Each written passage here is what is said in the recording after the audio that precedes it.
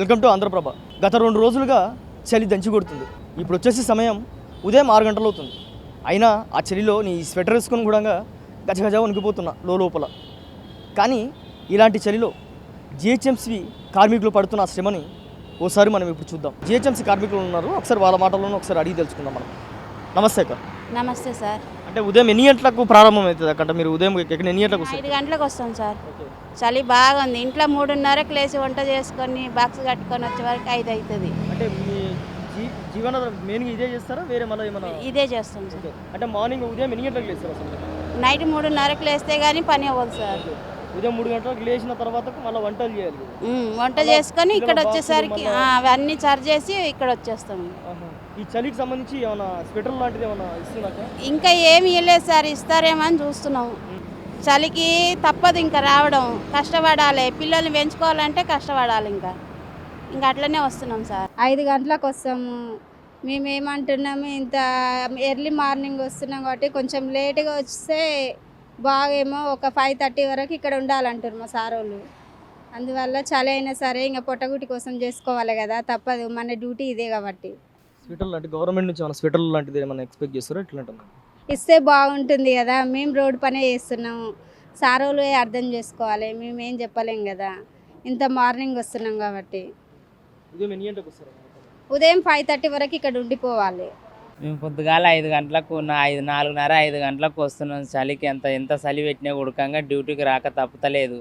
ఆ డ్యూటీలో ఏమైతే లేదు ఉడకంగా మాకు తెలుస్తుంది. చలికి ఎక్కడ ఎవరు చుట్టుక పడేది కూడా తెలుస్తలేదు. నిన్న మొన్న ఉడకంగా 2 చనిపోయింది ఆ చలికి. మాకు స్వెటర్ లేదు, ఏం లేదు. ఇప్పుడు చేతులకు బ్లౌజులు లేవు, ఏం లేవు, మాకు ఏం లేదు, ఆధారం లేకుండా అయిపోయింది. ఒకటి జీతం తప్ప మాకు ఏమీ లేదు, ఏమి లోటు లేకుండా అయిపోయింది. అంటే ఇదే వర్క్ కాకుండా వేరే వర్క్ ఏమైనా చేస్తారా? ఇదే వర్క్ చేస్తాం. మేము చేసేది జిహెచ్ఎంసీల వరకు ఇదే వర్క్ చేస్తాం. పొద్దుపూట 4:30కు వస్తున్నాం. 4:30కు వస్తే ఇక్కడికి వచ్చేసరికి 5:05 అయింది. మరి ఇంకా జాడ కట్టుకో ఈ సొక్కాలు ఇంకా చలికి మరి ఏం చేస్తాం, ఇంకెట్నే వస్తున్నాం. ఎన్ని గంటలకు వచ్చి ఎన్ని గంటలకు వెళ్ళిపోతారు? 4:30కు వస్తాం, ఇక్కడికి వచ్చేసరికి 5 అయింది. 12:30కు పోతాం. మళ్ళీ పొద్దుపూట 4:30. ఇక్కడికి వచ్చేసరికి 5 బావట్ట అయింది. ఇంక ఒకటే ఇచ్చారు, ఇంకేమీలే. కాకపోతే చీరలు ఇచ్చారు. ఈ చీర కాదులే కానీ నేను ఊరికి పోయి వచ్చిన, ఇదైతే కాదు, చీరలు ఇచ్చారు నల్లటై. మరి ఇంక ఇబ్బంది పడి లేకుండా ఎట్టుంటాం. తెల్లారుజామున వస్తుంటే 4 4:30కు లేచి వస్తుంటే ఎవరికైనా ఇబ్బందేగా. కనీసం మాకు పర్మనెంట్ అన్న చేస్తే బాగుంది సార్. మాకు చలికి ఎంత చలికైనా చేస్తాం. మా పొట్టటి కొరకు, మా పిల్లల కోసం, మా కోసం మేము చేస్తున్నాం. కానీ ఈ గలీజ్ పని కూడా ఎవరు చేయరు సార్. మేము చేస్తున్నాం, కాకపోతే మాకు గతి లేక చేస్తున్నాం. గవర్నమెంట్ మమ్మల్ని గుర్తు పెట్టుకొని పర్మనెంట్ చేస్తే బాగుంది. పోయిన సంవత్సరంలో మేము ఎన్ని కష్టాలు, నా లాక్డౌన్లో ఉంటానే ఎంతో కష్టపడినాం. మేము దేశమంతా మమ్మల్ని గౌరవించింది, కానీ గవర్నమెంట్ మమ్మల్ని గుర్తు పెట్టుకొని పర్మనెంట్ చేస్తలేరు సార్.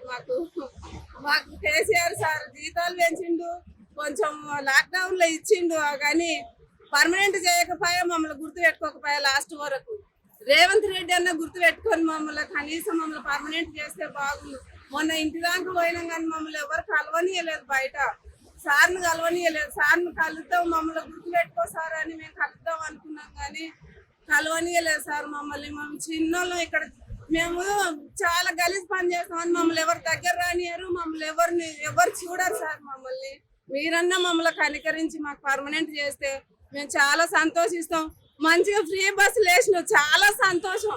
ఎందుకంటే మాకు గతి లేని వాళ్ళకు రావడానికి పోవడానికి మాకు బస్సు సౌకర్యాలు మంచిగా చేసినాం. బాగుంది కానీ చాలా సంతోషిస్తున్నాం. మేము బస్సుకు వస్తున్నాం, బస్సుకు పోతున్నాం, కానీ పర్మనెంట్ కూడా చేస్తే మేము చాలా గుర్తు పెట్టుకుంటాం సార్ మిమ్మల్ని.